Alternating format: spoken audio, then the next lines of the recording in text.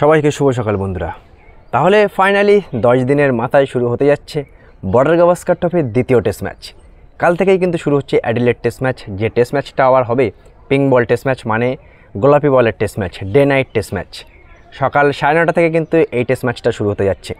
প্রথম টেস্ট ম্যাচে অস্ট্রেলিয়াকে হারানোর পরে ভারতীয় দল কিন্তু পুরোপুরি প্রস্তুত অ্যাডিলেডের সমগ্র ক্রিকেট ফ্যান, মানে যারা ভারতীয় আছে।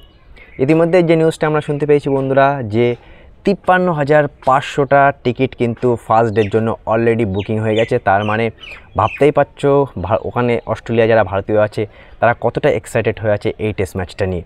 মানে 53,500 দর্শক কিন্তু ফার্স্ট ডে মানে কালকের দিনে ম্যাচ দেখবে।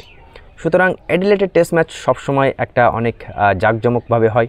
আমরা জানি যে অ্যাডিলেড অনেক ঐতিহাসিক একটা স্টেডিয়াম, বিরাট কোহলি ভালো ফর্মে আছে, ভারতীয় দল ভালো ফর্মে আছে, অস্ট্রেলিয়ার ভালো রেকর্ড থাকা সত্ত্বেও কিন্তু আমি বলবো যে এই টেস্ট ম্যাচে আমরা কিন্তু অনেক এগিয়ে, অস্ট্রেলিয়ার থেকেও আমরা অনেক এগিয়ে। আর আমরা এই টেস্ট ম্যাচটা জিততে পারি, এই টেস্ট ম্যাচটাও কিন্তু আমরা জিতবো ভালো ক্রিকেট খেললে। ব্যাটসম্যান বলিং সব দিক থেকে দেখতে গেলে আমাদের টিমটা বেস্ট টিম। আমাদের ক্যাপ্টেন রোহিত শর্মা সেও কিন্তু কামব্যাক করেছে, 3 নম্বরে শুভমান গিল সেও কিন্তু কামব্যাক করবে। মোটামুটি টিমটা একটু অর্ধেক মিডল অর্ডারে সমস্যা থাকলেও এই দুটো ব্যাটসম্যান আসাতে কিন্তু টিমটা অনেক মজবুত একটা টিম হয়ে গেছে। আর যে টিমটা নিয়ে আমরা অস্ট্রেলিয়ার সামনে কালকে দ্বিতীয় ম্যাচে কিন্তু অনেক শক্তিশালী একটা মোকাবেলা করতে পারি। এখন দেখার বিষয় যে বন্ধুরা, কালকে টসটা কিন্তু অনেক ইম্পর্টেন্ট হতে যাচ্ছে। আর টসটা ভারতীয় দল জিতলে খুবই ভালো হবে। প্রথমে ব্যাটিং করলে খুবই ভালো, এই উইকেটে বাউন্স উইকেট হবে, গ্রিন উইকেট, পাতের মতোই সেম উইকেট হতে পারে। কারণ উইকেটটা দেখে যেমন মনে হচ্ছে অস্ট্রেলিয়া আমাদেরকে স্পিন উইকেট তো দেবেই না, অস্ট্রেলিয়া ফাস্ট বোলিং উইকেটই দেবে। সুতরাং আমাদেরকে সেই অনুযায়ী খেলতে হবে।